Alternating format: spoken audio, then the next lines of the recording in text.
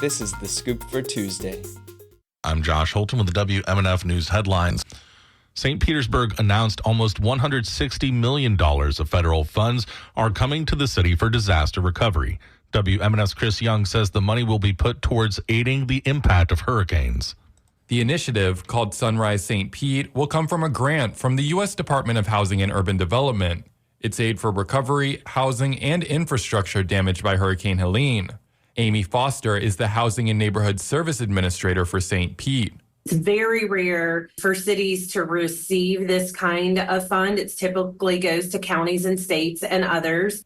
And Foster and her team are looking for community feedback. They're asking St. Pete residents what recovery efforts they'd like to see. It really, once you start thinking about it, doesn't go as far as you would think. So we want to make sure that the decisions we make with this are informed by data and are the most impactful that they can be for our citizens who are still hurting from those recent storms. Foster says affordable housing, homebuyer assistance for those displaced by the storms, and disaster relief nonprofits could see a boost from the funds.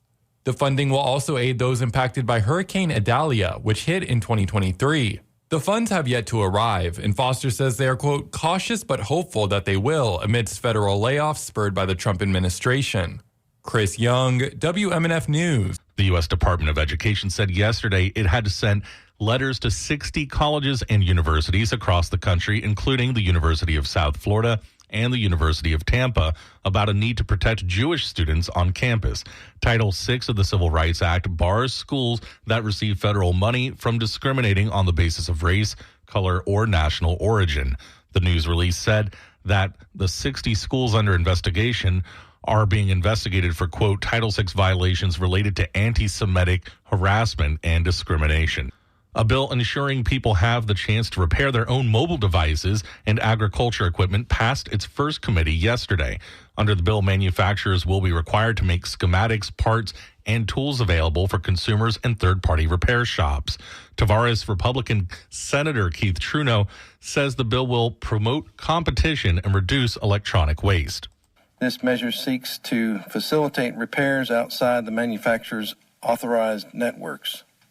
Also, the manufacturers are prohibited from mandating that authorized repair providers purchase diagnostic service and repair information in proprietary format.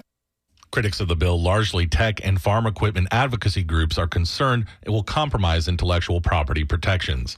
A key Senate panel yesterday approved a measure that would place new restrictions on anyone seeking to make changes to the state constitution.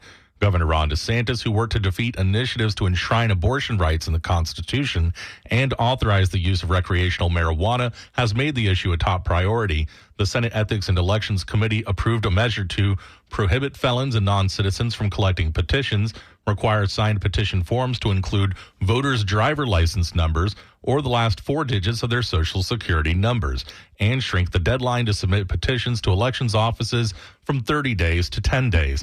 Critics said the restrictions would further limit the public ability to make changes to the Constitution, which in the past has helped raise the minimum wage, allow medical marijuana, and restrict school class sizes. Sunny skies today with highs in the mid-70s. Clear skies tonight with overnight lows in the lower 50s. Sunny skies and warmer weather tomorrow with highs in the upper 70s.